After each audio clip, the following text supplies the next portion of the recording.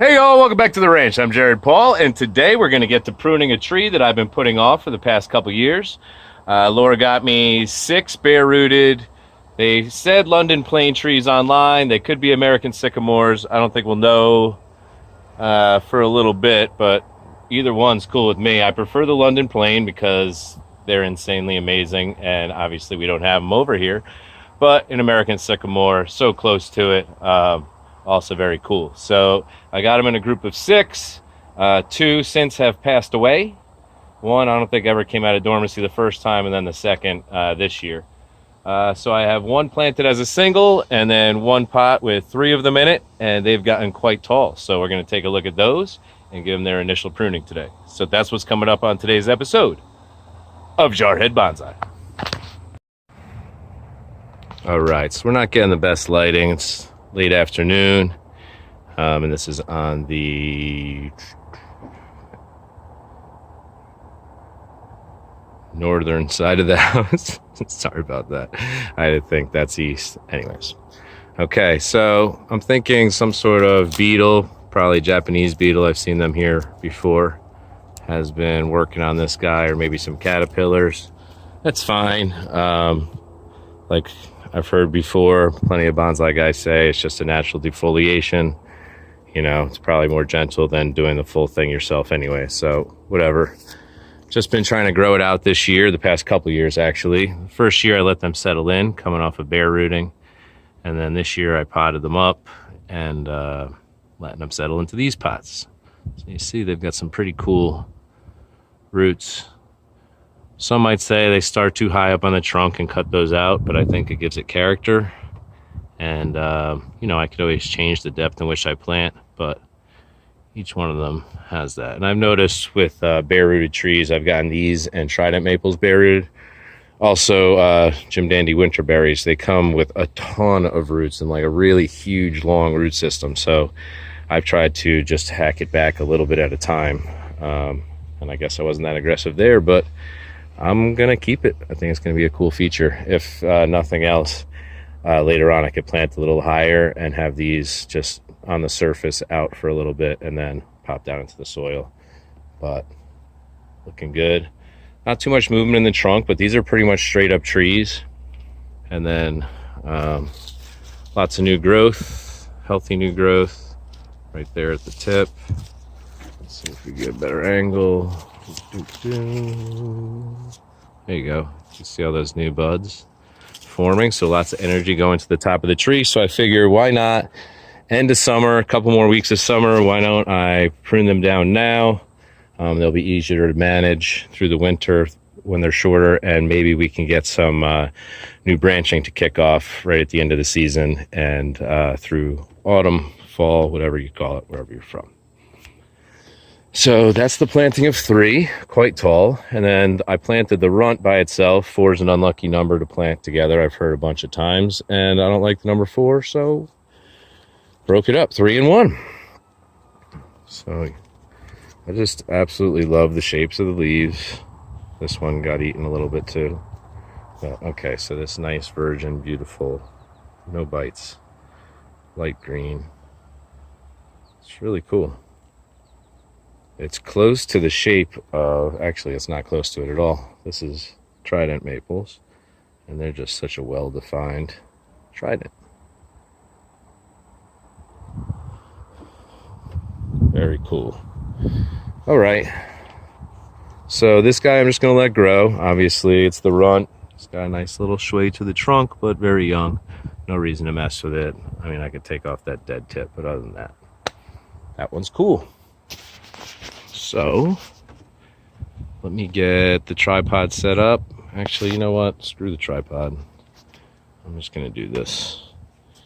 Okay, so I want to bring them back. I wouldn't mind taller trees of this species, being that they have larger leaves. I don't know how small I'll be able to get them. So I've got a branch coming out here,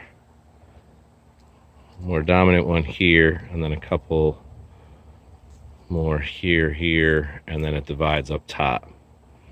And you could tell where this is how it came. I never did that pruning, that dead tip there. So I could take it down to like midway here, make this about the apex and even it out with the branch that's already there, and hopefully we get some, it looks like there's some what could be buds here on the trunk, maybe some dormant buds, so I'm pretty confident I could get it there. Or I could do a little higher and go just above this leaf, but then it's on the same side as here. So why don't we do it? There's a bud right here facing outwards. Boom, boom. I'll prune just above where there's another one facing outwards, and we'll see.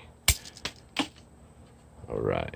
I would imagine these have some dieback like maples, but I heard it during growing season, maples don't have as much dieback. So if this part dies back and I don't get that bud, at least it leaves a good inch for this one here. So that's what we'll hope for. And then there's a couple more going down that side, going down the trunk. So that'd be nice. So that's actually the skinniest of the 3 trees. So maybe I will leave that one the longest. Most chance to have most energy to catch up. This one, this divides nicely at different spots here and then continues on. I like that. And we've got a nice little leaf here that I could use as the apex that's already active there. Or I could take it a little higher and use this one. I think I'm going to do that because then I've got a branch that could come outwards and I've got one that could lead the way up the middle, or at least complement the middle. I have a nice double up here, but that's higher than I'm ever going to want it. So this guy's here. This will be just above it.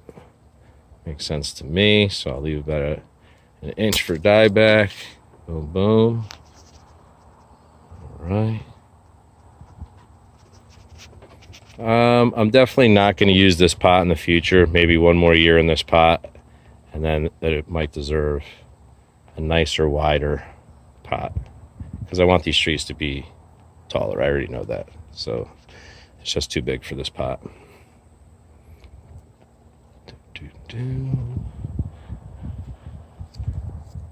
I think I would love for this. Okay, so we've got one coming out here, one coming out here. No actual dominant branches, just a dead branch right here. So we can remove that. And I don't want to go lower than there's already branches coming out. That could be a disaster. I don't want to take all that energy out of the tree.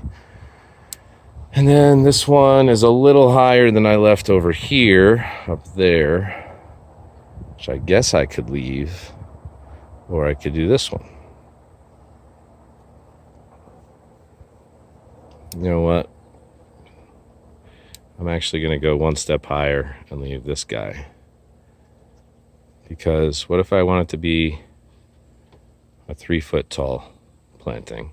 Could always cut it shorter next year, but at least this will take out what's useless to me. So I'll come just above that guy. Boom, boom. And yeah.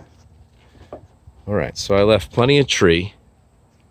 I left leaves on each tree, so this is a hard pruning, I guess you could say, but not a defoliation. So hopefully you'll have enough energy stored in the trunks and down in the roots, and also be able to gain enough energy with these leaves left untouched to kick off some new branching and budding this year for me. They definitely grew straight up, and that was cool. Now let's see if we could get some branching going and start building some canopies, because at this height, some nice separate canopies, I think that would look really nice. All right, boom, boom. So other than that, not much to report. Franny is home from New York City, and her and Stella are playing well together while Laura's prepping some dinner. Psyched about that. We got like some pork beef ground situation going with the vegetables from the garden. And then we're taking off for the beach for the weekend. So I hope you are taking the rest of summer to enjoy you and yours, the nice hot weather, because here it definitely goes fast and stays away for a long time. So we're going to soak it up these last couple weeks of summer. So I hope you and your family and you and yours are doing well. And from me and mine to yours, cheers.